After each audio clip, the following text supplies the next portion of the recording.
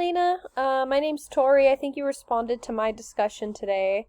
So I thought I'd come over to yours and check it out. And I'm so glad I did because I really like your concentration.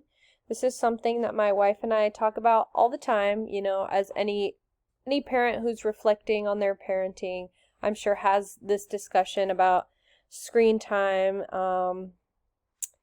So I love it because you and I kind of align. We don't let our daughter have screen time either. It's rare. It's rare. She used to watch YouTube Kids.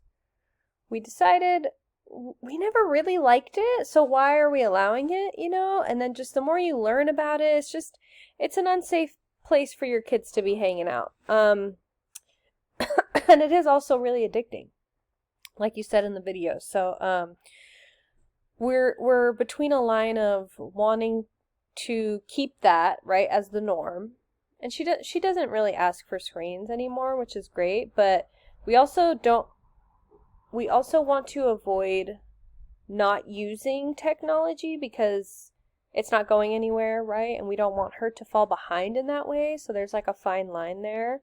And I like your ideas. So understanding through exploration, great. Active learning, their microsystem is home and school, perfect.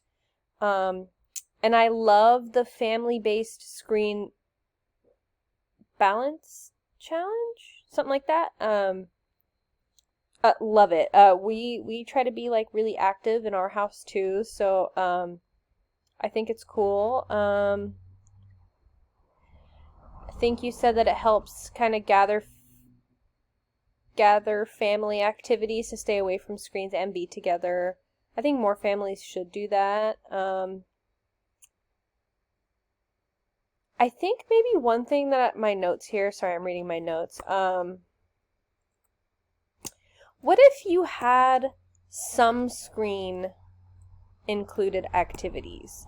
And the only reason I say that is because I wish we could be screen free, if technology wasn't so like relevant for kids, because like at my kids' school they use Chromebooks. So it's like they need to have those skills, right? So what if you had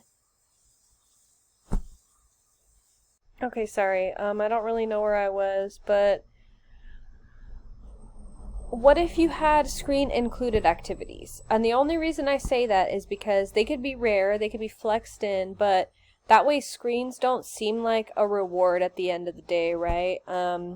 Because they are tools and they need to learn how to use those tools. So, there's an app called Hardy. I don't know if you've heard of it, but you should check it out.